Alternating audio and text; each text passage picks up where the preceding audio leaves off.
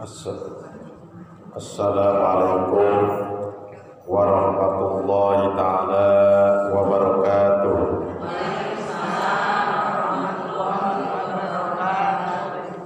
Alhamdulillahilladzi an'ama alaina bi ni'matil iman wal islam.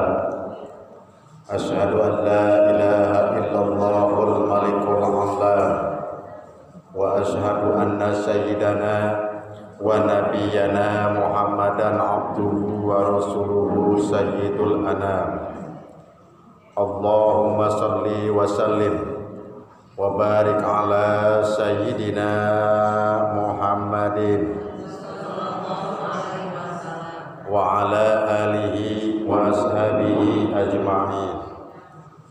Ayyuhal hadirun, ittaqullaha haqqa tuqatih wa la tamutunna illa wa antum muslimun. Faqad qala Allah ta'ala fi kitabihil karim wa huwa asdaqul qailin. A'udzu billahi minasy syaithanir rajim. Bismillahirrahmanirrahim.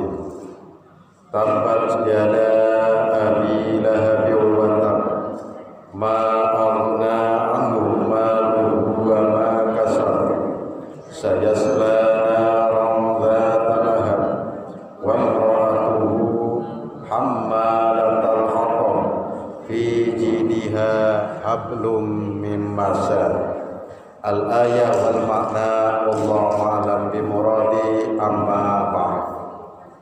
Hadirin ma'asyiral muslimin, jamaah majlis ta'lim at-tahirin yang saya hormati dan mudah-mudahan dimuliakan oleh Allah Subhanahu wa taala. Puji dan syukur mari senantiasa kita panjatkan kehadirat Allah Azza wa Jalla, Zat yang senantiasa memberikan kenikmatan-kenikmatannya kepada kita, terutama kenikmatan keimanan, keislaman dan kesehatan yang alhamdulillah sampai saat ini masih kita rasakan kenikmatannya. Sholawat dan salam ayat makrunatan bita'lim semoga tercurah kepada junjungan kita, baginda yang mulia Rasulullah Muhammad sallallahu alaihi wasallam, para keluarga, para sahabat dan para pengikutnya, termasuk kita yang hadir di tempat yang berbahagia ini. Amin amin ya Allah ya rabbal alamin. Hadirin ma'asyiral muslimin rahimakumullah. Melanjutkan pengajian kita, dalam kesempatan yang berbahagia ini kita akan melanjutkan pengajian Quran Surat Al-Lahab.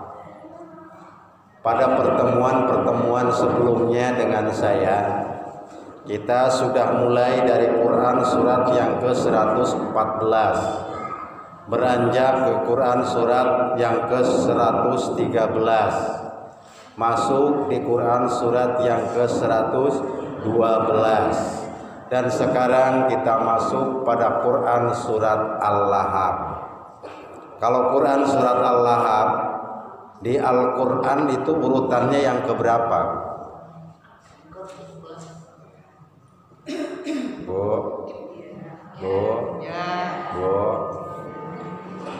Quran Surat Al-Lahab di Al-Quran itu urutan yang keberapa di Al-Quran? Kalau Quran seluruhnya ada berapa surat? 114 surat. Yang ke-114 itu adalah Quran Surat An-Nas. Yang ke-113 Quran Surat Al-Falaq. Yang ke-113 itu Quran Surat Al-Ikhlas. Kalau yang ke-111 itu Quran Surat Al-Lahab. Ya, jadi kita sekarang berbicara tentang Quran Surat Al-Lahab. Di dalam Quran, di dalam nas Al-Quran, Quran surah Al-Lahab itu diurutkan pada posisi yang ke-111. Ayatnya terdiri dari 5 ayat. Turunnya itu jumhur ulama mengatakan, turunnya jumhur ulama mengatakan di kota Mekah. Maka Quran surat Al-Lahab adalah Quran yang sifatnya makiyah, karena Al-Lahab diturunkan di kota Mekah. Ada yang hafal Quran surat Al-Lahab? Ada? Kalau nggak hafal kelewatan. Ngapain aja hidupnya kalau surat Al-Lahab tidak hafal, mah mustahil. Si ustadz-ustadznya yang salah nanya katanya ya. Insya Allah ya Bu ya, mudah-mudahan. Ustadz aturan nggak hafal juga nggak apa-apa. Al-Lahab mah wong itu mah Quran surat Al-Lahab ini ya ada. Tapi apapun itu ayat Al-Quran bagus kalau kita hafalkan. Nah, kenapa dikatakan dengan Quran surat Al-Lahab? Karena mengambil dari sebuah kata yang ada di dalam Quran surat Al-Lahab. Tabat yada abi lahabiu wa tab. Ada katanya kata lahab. Pak Ustaz, kalau Quran surat Al-Lahab itu ada nama lainnya enggak? Ada enggak? Ada. Enggak ada? Dua-duanya, yang ada, yang enggak ada. Alhamdulillah. Memang jarang diketahui memang ya. Nah, di sini menurut para mufassir, menurut para ahli tafsir, surat Al-Lahab itu punya nama lain. Nama lainnya yang pertama Quran surat Al-Masad. Maka kalau kita dengar ada kiai, ada ustadz, ada ajengan misalkan, coba silakan dibaca bareng-bareng berjamaah Quran surat Al-Masad. Yang mana? Ya ada saya mah taunya juga Al-Lahab. Nah itu Al-Lahab itu adalah nama lainnya Al-Masad. Ya, apa sih artinya Al-Masad? Itu nanti di terjemahnya artinya itu adalah tali sabun. Dari mana sih Ustadz? Nanti itu dijelaskan bahwa istrinya Abu Lahab itu orang yang sangat durjana, yang tiap hari dikalungi tali sabun. Ya. Nama lainnya lagi Quran surat Al-Lahab itu adalah Quran surat Tabat. Jadi la Al-Lahab, Tabat dan Al-Masad itu adalah sama itu juga. Quran surat Al-Lahab. Nah, semua nama untuk Quran surat Al-Lahab itu semuanya mengacu kepada Abu Lahab. Ada yang kenal nggak dengan Abu Lahab? Paman Nabi ya? Pernah dengar ya? Ya? Kenal ya? Kenal mah insya Allah enggak ya? Iya. Apa bedanya Abu Lahab sama Abu Jahal? Ayo. Sama-sama dia itu orang-orang yang dilaknat oleh Allah. Tetapi kalau Abu Lahab itu paman mutlaknya Rasulullah Muhammad SAW. Kalau Abu Jahal tidak ada kaitan saudara dengan Rasulullah SAW. Nah, Quran surat Al-Lahab itu Ibu semuanya diarahkan kepada Abu Lahab, yakni laknat Allah yang diturunkan kepada Abu Lahab. Na'udzubillah summa na'udzubillahi min dzalik. Kalau orang sudah dilaknat oleh Allah, maka kehidupannya terutama nanti di akhirat dia tidak akan diangkat sama sekali oleh Allah dari dasar api neraka. Siapa saja yang dilaknat Allah? Pertama iblis. Yang kedua ada lagi Qarun, ada lagi Fir'aun, ada lagi Abu Lahab. Muncul pertanyaan bagi kita, Pak Ustadz, kenapa si Abu Lahab kok sampai dilaknat oleh Allah? Ingat ayat yang pertanyaan juga. Tabbat yada abi lahabi wa tab. Masya Allah, na'udzubillah summa na'udzubillah min dzalik. Nah Ibu, setiap Al-Quran yang diturunkan oleh Allah itu memiliki asbabun nuzul. Asbabun nuzul itu apa? Sebab-sebab turunnya Quran surat dalam Al-Quran itu adalah sebab turunnya. Nah, sebab turunnya Quran surat Al-Lahab diriwayatkan dalam hadis Imam Bukhari. Bagaimana latar belakang diturunkannya Quran surat Al-Lahab? Ini diriwayatkan dalam hadis riwayat Imam Bukhari dari Ibnu Abbas, di mana Rasulullah Sallallahu Alaihi Wasallam katakan dalam hadisnya, An Ibni Abbasin radhiyallahu anhuma, dari Ibnu Abbas radhiyallahu anhuma. Kalau ada nama sahabat kita sebutkan radhiyallahu anhu kalau dia laki-laki satu orang. Buat apa Ustadz? Kita mendoakan sahabat, maka insya Allah berkahnya sampai ke kita. Maka ketika disebutkan Siti Aisyah radhiyallahu anha, itu pasti sampai kepada kita pahalanya. Hakikatnya kita mendoakan sahabat untuk diridhai Allah, tapi maunah keberkahannya akan sampai kepada kita. Ya. Nah, di sini kalau an Ibnu Abbasin radhiyallahu anhuma, berarti ini sahabat, dua-duanya sahabat Rasulullah, orang baik di hadapan Rasulullah. Artinya apa?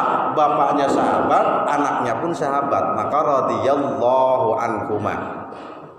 Di sini dikatakan an Ibnu Abbasin radhiyallahu anhuma qala, kata Ibnu Abbas, Rasulullah sallallahu alaihi wasallam bersabda, palamma nazalat, ketika turun ayat Al-Quran. Ayat Al-Quran yang mana Ustaz? Dilanjutkan dalam kalimatnya, wa anzir ashiratakal aqrabin. Ayat Al-Quran wa anzir ashiratakal aqrabin. Ini tuh Quran surat Asy-Syura ayat 214. Tentang apa? Tentang diperintahkannya Rasulullah menyampaikan ajaran secara terbuka. Halo? Lanjut boten? Iya. Kalau udah Ustadz udah ya, pulang yuk, pulang aja nggak apa-apa. Iya. Ini dikatakan ketika Rasulullah Sallallahu Alaihi Wasallam menerima ayat Al-Quran, salah satu ayat dari Quran surat Asy-Syura ayat yang ke-214, silakan dibuka nanti di rumah. Bunyinya wa anzir ashiratakal aqrabin, dan berikanlah peringatan kepada orang-orang terdekat kamu. Nah, turun tuh ayat itu kepada Rasulullah. Ya Bu ya, ayat memerintahkan untuk menyampaikan ajaran kepada orang-orang terdekat kepada Rasulullah. Kan tadinya Bu, Rasulullah tuh menyampaikan ajaran sembunyi-sembunyi awalnya mah, dari rumah ke rumah datang gitu. Maka turunlah ayat ini, sampaikan wahai Muhammad ajaran itu dengan secara terbuka. Apa artinya ini bagi kita? Maka kita tidak bisa hidup itu soleh sendirian, solehah sendirian. Kitanya mah soleh, suami kitanya tidak, itu bahaya. Karena Rasul pun diperintahkannya wa anzir ashiratakal aqrabin, berikan peringatan kepada orang-orang terdekat itu secara terbuka. Maka salah kita kalau kita soleha, anak kita tidak soleh. Kita soleha, bapaknya tidak soleh, tidak bagus. Apa artinya? Wajib kita memperingatkan orang-orang terdekat kita. Maknanya seperti itu. Nah, ketika Rasulullah Sallallahu Alaihi Wasallam menerima ayat ini untuk menyampaikannya kepada umat secara terbuka dan kepada orang-orang terdekat, kemudian dan Nabi Sallallahu Alaihi Wasallam, Rasulullah naik kemana Ustadz? Ya, di sini dikatakan alas sopa, ke bukit Sopa. Di Rasulullah nerima ayat wa anzir ashiratakal aqrabin, sampaikan ajaran itu jangan sembunyi-sembunyi, terutama kepada orang-orang terdekat. Maka Rasulullah untuk menyampaikannya, kalau zaman sekarang iya ada mic, walaupun ini kekeresakan wae mic-nya ini. Ya, ada mic, ada speaker, jadi bisa kan? Tapi zaman Rasulullah kan belum ada. maka naik Rasulullah ke Bukit Sofa. Yang sudah haji barangkali tahu Bukit Sofa, tapi sekarang makan sudah dimodif sama kerajaan Arab Saudi, sudah sebegitu rupa. Rasul naik ke Bukit Sofa. Apa yang dilakukan oleh Rasulullah sallallahu alaihi wasallam? Faja'ala yunadi. Maka Rasulullah menyampaikan ayat tadi, menyampaikan ajaran kepada umatnya. Sehingga Rasulullah memanggil, ya Bani Fihrin, wahai Bani Fihir. Bani Fihir itu adalah salah satu suku yang ada di Jazirah Arab. Kalau kita mah ada suku Padang, suku Batak, suku Sunda, suku Jawa gitu ya.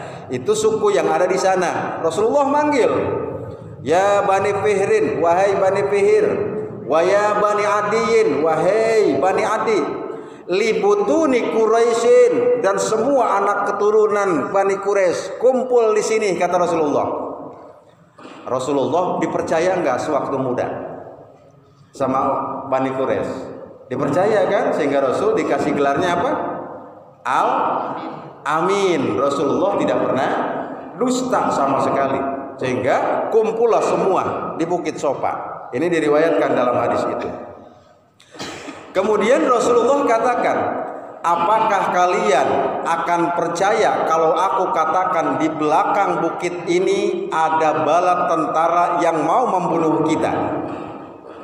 Kata Rasulullah, dijawab oleh Bani Quraisy dan lain-lain, ya kami percaya karena engkau tidak pernah berbohong sama sekali. Nah, umat sudah kumpul, termasuk di dalamnya ada Abu Lahab di dalam yang ngumpul itu. Lalu Rasulullah melanjutkan kalimatnya, sesungguhnya yang ingin aku sampaikan kepada kalian bahwa Allah menyediakan adab yang sangat pedih, siksa yang sangat dahsyat bagi orang-orang yang menyekutukan Allah, bagi orang-orang yang tidak taat kepada Allah Subhanahu wa taala. Itu yang Rasulullah sampaikan. Lalu belum beres Rasulullah berucap, menyampaikan, berdirilah Abu Lahab. Ini kenapa Quran surat Al-Lahab turun, ya? Berdirilah Abu Lahab. Apa yang dikatakan oleh Abu Lahab? Dilanjutkan dalam hadis tersebut, faqala Abu Lahabin, dan Abu Lahab berkata, tabban laka ya Muhammad, na'udzubillah summa na'udzubillah min dzalik. Apa yang diucapkan oleh Abu Lahab? Tabban laka ya Muhammad, celaka engkau wahai Muhammad. Karena disampaikan ajaran kamu harus beribadah kepada Allah, jangan beribadah kepada Lata, kepada Uja, kepada apalagi pangerannya orang Quraisy itu. Jangan itu musyrik, kata Rasulullah. Beribadah kepada Allah, tauhidkan Allah.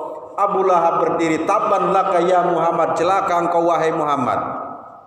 Syairil yaumi alihada jama'tana. Apakah engkau hanya untuk menyampaikan ini kepada kami sampai kami dikumpulkan? Nah, itu adalah Abu Lahab melaknat Rasulullah. Maka dilanjutkan hadisnya itu, panazalat tabbat yada ila akhiri ayah. Akibat dari Abu Lahab melaknat Rasulullah, maka Allah menurunkan ayat yang melaknat Abu Lahab. Apa artinya buat kita, Bu? Pelajarannya buat kita, bahwa kalau ada kiai, ada ustadz, ada ajengan, ada guru, ada saudara, ada orang tua, ada tetangga, ada anak kecil sekalipun, ketika menyampaikan kebenaran, jangan sekali-kali kita katakan, ah itu mah begitu-begitu aja, ah kamu mah bebisaanan. Itu namanya adalah sifat-sifat Abu Lahab. Kadang kan kita masuk ke pengajian, ngaji lagi mengkonon baik, iku maning. Bismillah, orang ngaji maning ujung mah ya. Oh ngapane wong sing diaji ke iku baik. Emang kalau ngaji mau ngaji apa? Ya. Dan ngaji mah kalau ngaji fikih paling juga apa? Toharoh, wudu, sholat, zakat, puasa, haji. Apalagi coba masuk ke kehidupan rumah tangga, berarti kan bagaimana suami soleh, bagaimana istri soleha. Masuk mendidik anak, bagaimana mendidik anak biar berbakti kepada orang tuanya, kepada agamanya, kepada bangsanya, kepada negaranya. Apalagi ngajinya, barang ngaji itu lagi pengajian yang sumeh kita mah kadang-kadang. Nah, kalau kita pengajian di hati kita ada seperti itu, apalagi sampai ngomong seperti itu tandanya sifat-sifat Abu Lahab. Naudzubillah. Makanya kalau ngaji mah tidak usah kita mikirin, saya mau dapat apa ya di pengajian. Ya nggak dapat apa-apa juga nggak apa-apa. Duduk di sini diam, emok begitu emok ya duduknya, ya emok sambil nunutan gitu. Ya tidur nggak apa-apa. Di sini di masjid di sini masuk ke sana, nawaitul ana taqifa fi hadzal masjid lillahi taala. Masuk duduk blek, duduk emok, nyekel tasbih, pegang tasbih atau ujung jari subhanallah alhamdulillah sambil ngedengerin ustadznya. Insya Allah itu pun akan dicatat oleh Allah subhanahu wa ta'ala. Jadi kemauannya dulu saja, jangan berpikir dapat apa dari tempat pengajian. Dan ngaji mah itu saja. Apalagi ini usianya juga udah usia Nelly ini mah. Nenek lincah. Iya. Apa artinya? Pengajiannya pun cuma di charger doang. Ngaji sudah bisa, sholat sudah biasa. Iya kan Bu ya? Puasa sudah. Bahkan sunnah-sunnahnya sudah. Lalu apalagi dicas doang, diisi baterai lagi. Kadang-kadang lagi nurun, dicas di pengajian naik lagi. Itu maknanya. Mudah-mudahan kita terhindarkan dari sifat-sifat Abu Lahab. Amin ya Allah ya Rabbal alamin. Lanjut. Pak Ustadz, kalau Abu Lahab itu siapa sih Ustadz? Misalkan, kok sampai segitunya? Tadi saya katakan, yang namanya Abu Lahab itu adalah paman mutlaknya Rasulullah Muhammad Sallallahu Alaihi Wasallam. Berarti kalau begitu siapa Abu Lahab? Yakni adiknya Abdullah bin Abdul Muthalib. Jadi paman persis, itu paman persis. Hikmahnya bagi kita apa? Ikatan saudara, ikatan suami istri. Kalau tidak dibingkai dengan keimanan kepada Allah, tidak akan ada nilainya di hadapan Allah, maka justru malah akan menjadi penghambat bagi kita masuk ke dalam surganya Allah Subhanahu wa taala. Na'udzubillah summa na'udzubillahi min dzalik. Wong Abu Lahab saja sebagai pamannya Rasulullah ternyata kalau tidak beriman kepada Allah dilaknat oleh Allah Subhanahu wa taala.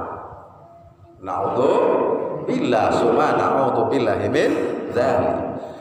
Kalau nama Abu Lahab itu bukan nama aslinya Ibu.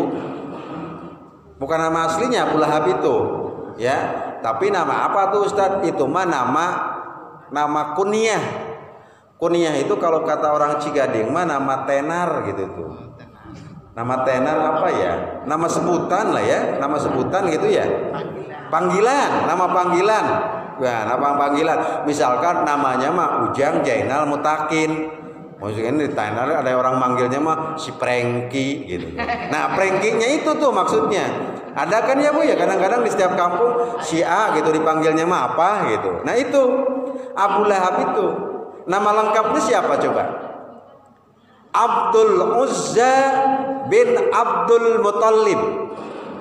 Abdul Uzza bin Abdul Muthalib. Itu nama aslinya itu. Nama asli dari Abu Lahab. Lalu kemudian Pak Ustadz, kayaknya serem ya yang namanya Abu Lahab itu. Kita kan kalau sudah ngomongin Abu Lahab, kayaknya ini tampangnya sangar, serem. hitam, legam, gualak kayak gitu ya, tampangnya itu menakutkan.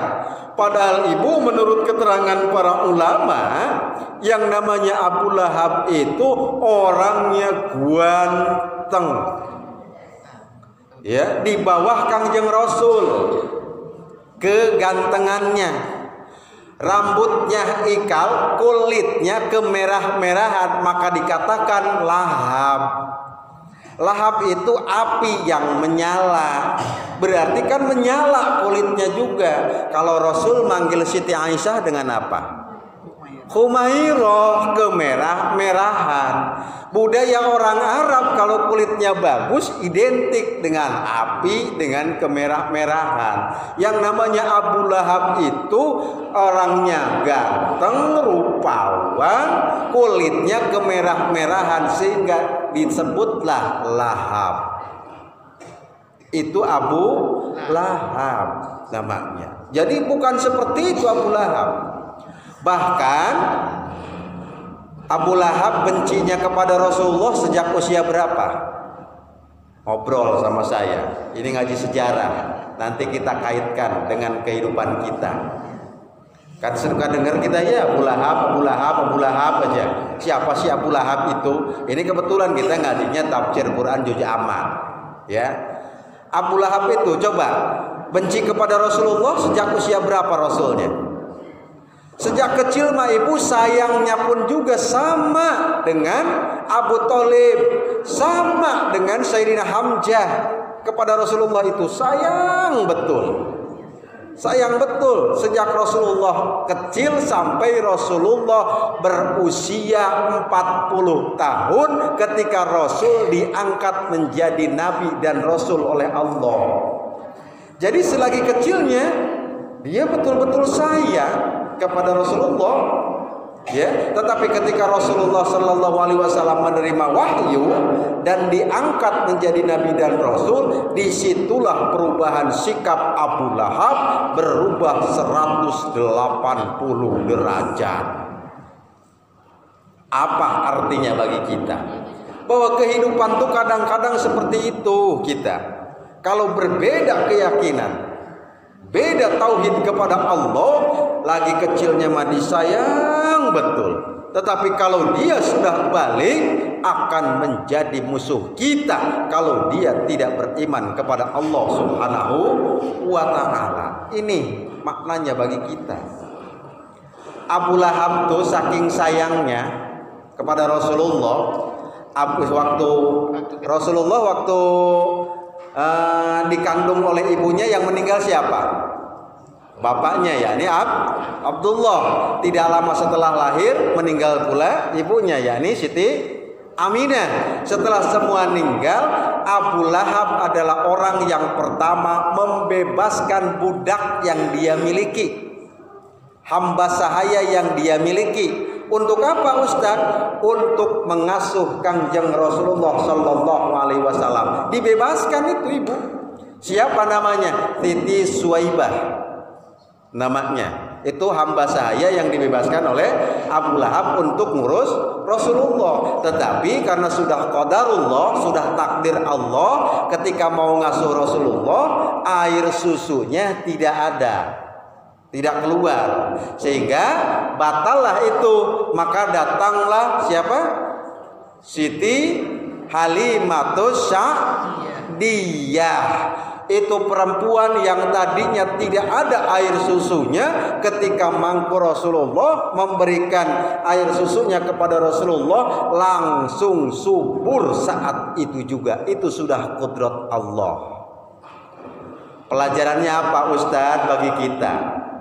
Kalau Rasulullah dikasih air susu sama Halimatus Sa'diyah, maka Halimatus Sa'diyah menjadi ibu susunya Kangjeng Rasul Nabi Muhammad Sallallahu Alaihi Wasallam. Nah, ketika zaman sekarang ini nih Bu, di zaman sekarang barangkali dengan tetangga, ada tetangga baru usianya 30 tahun, kebetulan kerjanya di bank, ada barangkali. Tapi hari sekarang masih insya Allah enggak ada, sudah ada dot.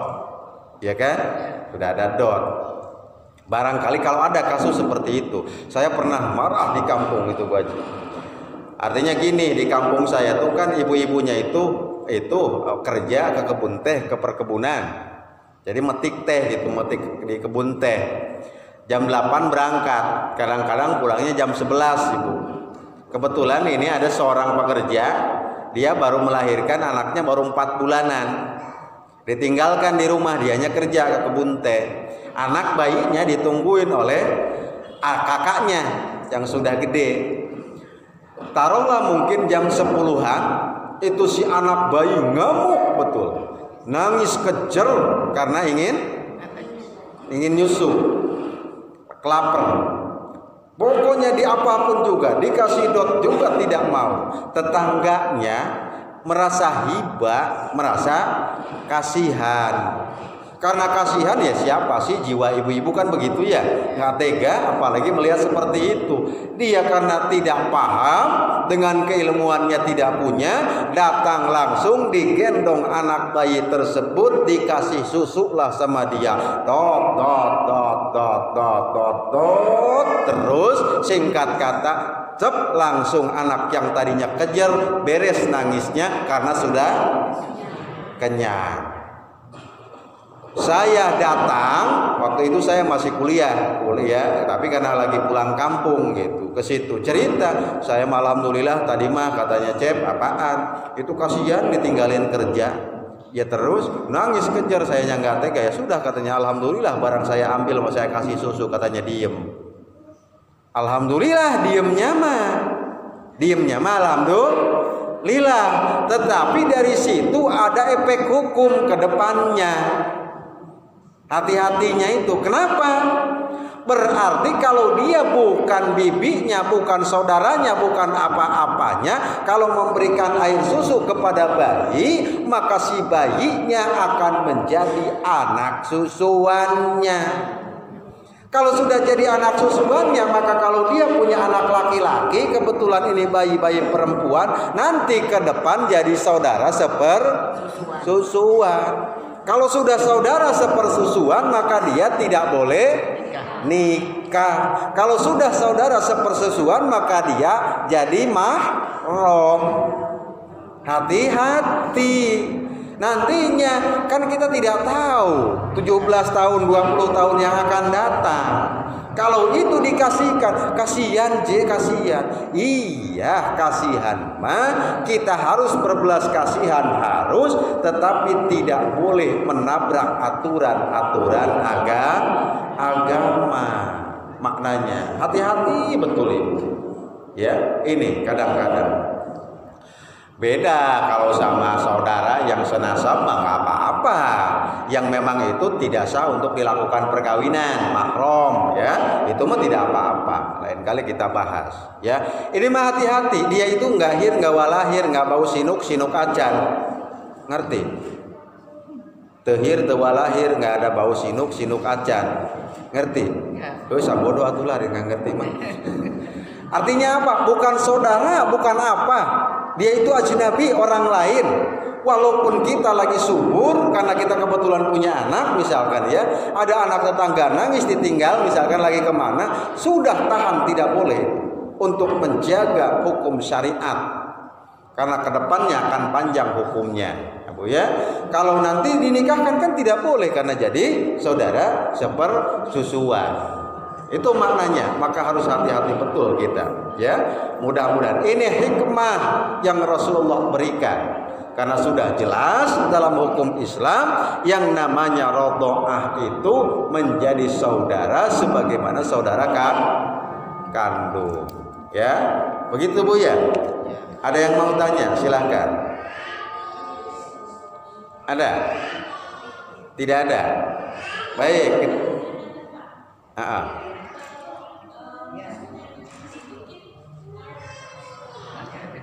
Sedikit ya, sedikit ya. Sedikitnya itu kan ada ukuran ya, sedikitnya itu.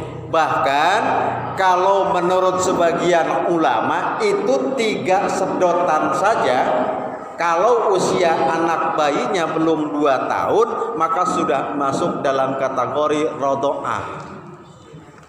Ya, walaupun dia sedikit. Ya, karena otomatis walaupun sedikit akan menjadi darah daging dan akan menjadi tulang. Maka diupayakan untuk ikhtiyat kita jangan sampai. Kalau ibu-ibu mah yakin enggak, insya Allah yakin enggak ibu ya. Ini kalau sedikit gimana Ustadz? Makanya ada pendapat ulama, walaupun 3 sedotan saja itu sudah menjadi rodho'ah. Kalau anak itu belum berusia 2 tahun. Tapi awas lagi, nanti di rumah bapaknya datang-datang, ibu kita saudara rodho'ah ya. Bahkan ibu itu induk semang saya. Emang kenapa? Si bapaknya datang-datang, aku saudara susuan katanya. Kenapa emang bapak? Kan bapaknya suka. Kata itu mah bukan, karena sudah usianya 2 tahun, minimal 2 tahun usianya. Ya, kalau sudah lewat dari 2 tahun, menurut jumhur ulama itu tidak termasuk dalam kategori rodho'ah. Haula ini 2 tahun. Ya, itu saja Bu ya. Jadi walaupun sedikit, ada yang mengatakan itu tetap termasuk dalam kategori ya di dalamnya. Atau Ustadz bagaimana kalau nggak disusuin sama kita? Udah be katanya kan sekarang musimnya ditarik sama sedotan. Ya ada apa penariknya, diisiin be kena dotnya, dikasihin ke anaknya air susunya, air susu kita, tapi nggak langsung netek ke kita. Ya itu mah sama aja, hakikatnya kan air susunya yang masuk dalam hukumnya. Itu maknanya ya. Masya Allah, kadang-kadang mungkin kalau di perkotaan mah sudah jarang Ibu. Tapi kalau di daerah-daerah, di kampung-kampung kadang-kadang. Nah, maksud saya apa? Kalau kita sudah paham seperti ini kita punya anak mantu, punya tetangga, harus itu disampaikan. Khawatir mereka tidak memahami itu. Mudah-mudahan kita terhindar. Amin ya Allah ya Rabbal alamin. Nah, kita lanjutkan. Ini adalah latar belakang, ini adalah asbabun nuzul dari Quran surat Al-Lahab. Ternyata seperti itu sampai Abu Lahab dilaknat oleh Allah sebagaimana digambarkan dalam Quran surat Al-Lahab, di mana ayat yang pertamanya berbunyi tabbat yada abi lahabil wa tab. Apa artinya? Di sini dikatakan dalam terjemahnya, binasalah kedua tangan Abu Lahab dan sesungguhnya dia akan binasa. Na'udzubillah summa na'udzubillahi min dzalik. Masya Allah. Ustaz, kok bahasanya tabat yada akan binasa kedua tangan Abu Lahab? Kenapa tuh enggak seluruh tubuhnya saja yang binasa, kok tangannya saja? Tabat yada. Menurut para ulama, pengertian yada di situ itu ada bimakna majas, ada makna sebenarnya. Kalau makna majas itu diumpamakan kalau orang sudah binasa tangannya, maka separuh hidupnya sudah tidak berarti lagi. Tapi ada para ahli tafsir yang mengatakan bahwa yang namanya tabat yada kedua tangan Abu Lahab itu adalah makna majas. Apa artinya? Seluruh kehidupan Abu Lahab binasa di hadapan Allah Subhanahu wa taala. Kenapa? Karena Abu Lahab berani melaknat Rasulullah. Kita sebagai hamba Allah, kita ingin diangkat sebagai umat Rasulullah, jangan sampai keluar kata-kata laknat terhadap ajaran agama, apalagi terhadap Rasulullah Muhammad sallallahu alaihi wasallam. Pak Ustadz, bagaimana sih kita agar tidak dilaknat oleh Allah seperti Abu Lahab? Pertama, jangan ikuti perilaku dari Abu Lahab. Apalagi ini bulan apa ini? Ini bulan apa ya? Ada yang puasa? Udah beres? Udah beres ya? Ada yang belum ngasih tanda bulan Rajabnya? Hah? Belum?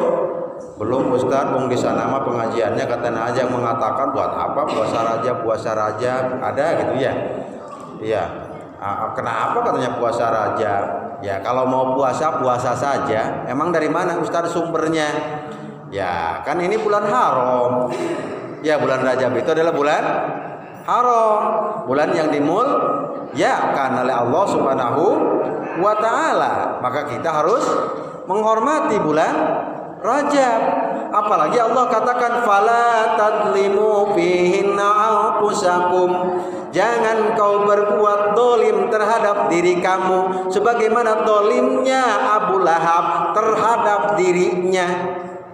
Abu Lahab dolimnya bagaimana? Abu Lahab tuh turunannya bagus, hartanya banyak, turunannya kan Bani Quraisy, suku yang sangat dihormati, hartanya banyak, kedudukannya bagus, ibu rupanya ganteng, cerdasnya cerdas, tetapi dia dolim terhadap dirinya, tidak mempergunakan akalnya, keberadaannya, kesukuannya tidak dimanfaatkan di hadapan Allah, maka masuk dalam kategori orang dolim. Kalau dolim, laknat Allah akan muncul. Maka kita sebagai hamba Allah, sebagai umat Rasulullah di bulan Rajab ini hendaknya kita menghindari. Silakan buka Quran surat At-Taubah ayat yang ke-36. Allah katakan di sana, inna iddatas syuhur indallahi 12 syahran fi kitabillah yauma khalaqas samawati wal arda minha arba'atun hurum. 4 di antara 12 bulan itu Allah muliakan. Yang mana itu? Yang 4 bulan dimuliakan? Dzulqa'dah, Zulhijjah, Muharram, bulan Rajab. Itu dimuliakan oleh Allah Subhanahu wa taala. Mulia bagaimana Ustaz? Pahala dilipat gandakan, dosa pun dilipat gandakan. Maka kelanjutan kalimatnya dalam Quran surat At-Taubah tadi, apa sikap hidup yang harus kita lakukan? Fala tadlimu fihinna anfusakum. Kamu jangan berbuat dolim terhadap diri kamu sebagaimana Abu Lahab berbuat dolim terhadap dirinya, agar laknat Allah tidak kena terhadap kita. Bagaimana perbuatan dolim itu? Jauhi perbuatan-perbuatan yang tidak berguna, isi dengan perbuatan-perbuatan amal soleh. Salah satunya adalah kita melaksanakan ibadah puasa. Tetapi memang kalau kita nyari sumbernya, hadisnya tentang puasa Rajab tidak ada. Tidak ada ibu. Yang ada itu kita disunnahkan berpuasa di bulan haram. Bulan Rajab salah satu dari bulan haram. Itu maknanya. Maka pahalanya berlipat ganda, dosanya dilipat ganda. Apa artinya? Ikhtiyat dari sekarang. Ikhtiyat. Yang kedua, di bulan Rajab ini, di Syahrul Haram ini, selain kita meningkatkan amal soleh, tidak boleh berbuat dolim sebagaimana Abu Lahab, kita jadikan bulan Rajab sebagai bulan untuk muhasabah. Muhasabah bagaimana Pak? Saya mau tanya deh. Yang tahun kemarin puasanya misalkan, puasanya ada yang ketinggalan nggak? Ibu-ibu, ada yang ketinggalan nggak puasanya? Ibu-ibu sudah menopause ya? Udah. Kalau yang menopause mah iya, sudah, itu mah jalan tol, bebas hambatan, ibadah serajin-rajinnya, puasa serajin-rajinnya, sudah tidak ada hambatan. Kalau ibu-ibu yang sudah menopause mah. Nah kalau orang yang masih haid, orang yang masih melahirkan, orang yang masih hamil, atau sudah menopause juga barangkali, siapa tahu tahun kemarin mas sakit, muhasabah nih di bulan sekarang nih. Kan kita kalau di bulan Rajab sering doanya apa kan? Kalau bulan Rajab doa yang paling tenar apa? Allahumma barik lana fi Rajab wa balikna Ramadana waghfir lana. Memang di sini mesennya mesin diesel. Iya, kudu dikotrek, dorong dulu baru kencang. Iya. Itu kan doa kita kepada Allah kan? Allahumma barik lana fi Rajab, ya Allah, berkahkanlah kami di bulan Rajab ini, wa Sya'bana, dan di bulan Sya'ban. Biarkan si adik mah ke saya aja dulu ngelihatnya. Ya, Allahumma barik lana fi Rajab wa Sya'bana wa balikna, dan sampaikan ya Allah kami ini Ramadhana, kepada bulan Ramadan. Sekarang pikirannya buat apa disampaikan kepada bulan Ramadan, kalau Ramadan tahun lalu kita masih punya sangkut paut, iya kan? Malah nambah dosa kita kepada Allah. Bahkan puasa Ramadan kita belum diberikan pahalanya oleh Allah kalau itu belum kita tuntaskan. Maka kita di bulan Rajab ini jadikan muhasabah, jangan sampai kita termasuk pada golongan orang yang dolim, sebagaimana Abu Lahab dolim terhadap dirinya sehingga dilaknat oleh Allah Subhanahu wa Ta'ala. Kalau ibu-ibu ada yang sakit tahun kemarin, sakitnya sebulan, tapi ternyata 2 hari setelah Idul Fitri masih sehat lagi, ibu biasa lagi. Itu harus bagaimana itu baik? Nah, 1 bulan ibu tidak puasa, harus bagaimana? Harus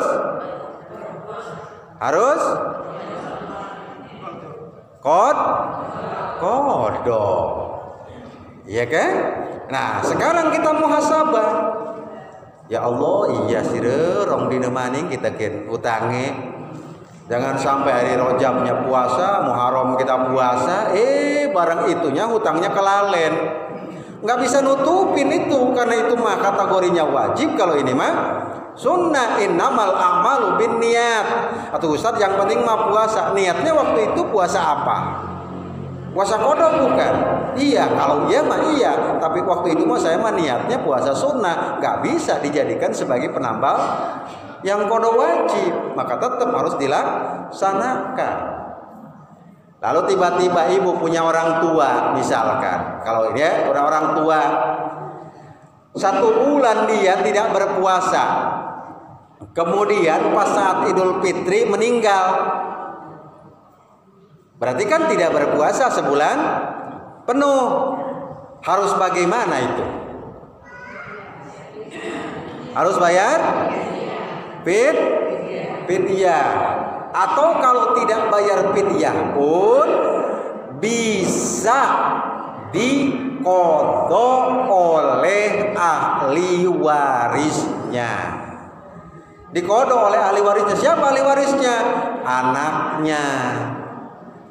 Ustaz, benar bisa?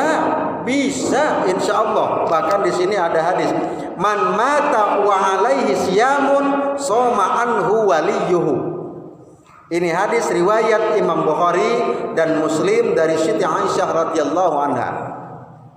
Barang siapa orang yang meninggal wa alaihi siyamun anhu, dan dia masih memiliki hutang puasa dari bulan yang lalu, soma anhu waliyuhu, maka dia wajib atau boleh diqadha oleh walinya, yakni ahli warisnya. Jadi kalau kita punya orang tua yang meninggal, orang tua tidak berpuasa, boleh dibayar fidyah, juga boleh dengan cara diqadha. Ya. Betul begitu ya? Lalu kemudian kodonya atau fidyahnya seperti apa? Fidyahnya, Ustaz, saya mah biar gampang fidyahnya. Udah saya mah sekalian masak nasi sama lauk pauknya dikasihin bersama fakir miskin. Boleh enggak? Boleh. Tetapi jumhur ulama mengatakan itu tidak afdol. Kenapa demikian? Karena ada takarannya. Takarannya berapa kalau fidyah? Di sini mah pada tawado ibu-ibunya, walaupun tahu kalau ustadznya nanya teh udah ustadz aja biar katanya ngomong. Ya sih atulah saya aja ya. Iya. Berapa banyak itu fidyahnya itu? Fidyahnya itu kata bahasa fikih, kata kitab-kitab itu dikatakan 1 mud. 1 hari 1 mud. 1 mud itu berapa Ustadz? Orang dari zaman sekarang mah nggak ada 1 mud, ada juga 1 emuk. Ya, 1 muk mah besar kan, hampir seliteran ya. 1 mud itu kalau hitungan kita menurut para ulama kurang lebih 6 on. 6 on apa? 6 on makanan pokok kita. Kalau kita makannya jagung berarti 6 ons jagung. Tapi jangan sama bongkol-bongkolnya jagungnya. Ya, ini mentang-mentang 6 on biar sedikit katanya Pak Ruset, itu ngambilin padi di sawah menguning panen. Wis di on 6 on enak bae itu sama jerami-jeraminya. Tidak boleh, bahkan disyariatkan harus yang terbagus barangnya pun. Ya, yakni 6 ons. Kalau tidak 6 ons itu diperkirakan 3/4 liter. Kalau di liter. Ya, itu 1 hari orang yang bayar fidyah. Ustaz, saya punya tetangga. Ya gimana kasusnya? Tetangga saya sakitnya itu sudah tidak berdaya, sudah 4 tahun Ustaz. Bahkan sampai sekarang dia belum sembuh juga. Bahkan diperkirakan orang bakal sembuh lagi. Tinggal nunggu apa? Ini mah menikah kagok kalau mau ngomong. Iya, udah 4 tahun misalkan sakit terus. Lalu Ustaz harus bagaimana? Apa ini harus dibayar fidyah sama kodo? Tidak. Harus kodo apa harus fidyah? Kata para ulama, kalau sakitnya yang tidak memungkinkan untuk sehat lagi, lebih baik disegerakan bayar fidyahnya saja. Udah 4 tahun ketinggalan puasanya, sekarang mau masuk tahun ke-5 misalkan, ya, maka itu lebih baik dibayar fidyahnya tahun-tahun yang lalunya. Ya, maknanya seperti itu. Masya Allah. Sok muhasabah kita. Mungkin hari sekarang umur udah 40, 50, 60, 70 tahun. Iya, nggak pernah ketinggalan insya Allah. Tapi sok kita muhasabah. Waktu umur kita 18 tahun, 19 tahun, barang diinget-inget, ya Allah, iya bener kita kan. Barang lagi SMA kelas 3 mah ya Allah, dari itu mah hari di rumah mah puasa ikut sahur. Barang teman-temannya pada jajan makan bakso, masuk jajan bakso, pulang ke rumah dia lapin sekering-keringnya, masuk lagi ke rumah pura-pura lemes lagi. Sok muhasabah. Kalau itu belum dibayar, maka nanti catatannya akan dikeluarkan oleh Allah. Na'udzubillah. Yuk mari muhasabah kita. Ya, dalam pengertian masih ada waktunya. Sampun. Yang terakhir barangkali. Yang terakhir. Kalau ada orang yang melakukan hubungan suami istri pada bulan Ramadan di siang hari itu berarti dia sejak imsak sampai terbenam matahari. Kalau kita umumnya adalah sejak imsakiyah sampai buka puasa itu siang hari di bulan Ramadan. Melakukan hubungan suami istri, enak baik bola pingpongan entah subuhan. Misalkan nggak kerasa ya 5 menit saja belum subuh suami istri main. Tiba-tiba di pertengahan Allahu Akbar di masjid imsak, belum tuntas masih begitu, maka itu sudah berdosa di hadapan Allah. Hukumnya bagaimana Ustaz? Kalau yang begitu, maka dia puasanya harus tetap imsak, sampaikan ke maghrib biasa seperti orang puasa biasa, tapi dia sudah berdosa di hadapan Allah. Maka hukumnya harus bagaimana Ustaz? Dia harus kodok puasanya. Yang kedua, dia harus bayar kifarat. Kifarat. Kifaratnya apa Ustaz?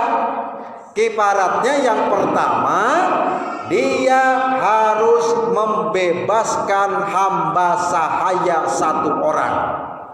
Butak-butak sih, berbakal hendak nang Cilegon. Iya, di mana coba ada? Susah kan? Yang pertama itu, Ustadz udah cari ini kemana-mana nggak dapat hamba sahayanya. Kalau betul sudah dicari, maka diambil langkah yang kedua. Apa itu?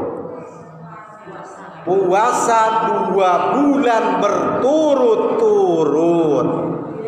Boro-boro 2 bulan berturut-turut. Mesin sebulan lagi kebablasan. Iya kan? Maka harus puasa 2 bulan berturut-turut. Ustadz nggak kuat saya. Kalau nggak kuat, maka dia harus memberi makan kepada fakir miskin sebanyak 60 orang, masing-masing satu orangnya 1 mud. Ya, 60 orang masing-masing 1 mud, 1 harinya seperti itu. Ya, 1 harinya loh. 1 hari kita melakukan seperti itu, maka harus bayar kifarat kita dengan memberikan fakir miskin dengan bayar kifarat 1 orangnya 1 mud, yakni 60 ons tadi, berarti 60 on dikali 60, 6 kali 6 36, itu berarti sekitar 36 kilo ya. Apa 360? 360 ya. 360 kilo. Ya, Ustadz saya mau bayar pakai duitnya saja.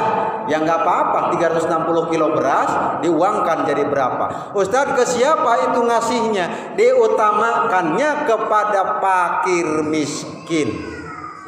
Kapan waktunya? Nanti pas saat maghribnya itu orang beres puasa, beresan itu bayarkanlah itu kifaratnya. Ustadz ini terjadinya dulu, sudah lama, maka bayar secepatnya.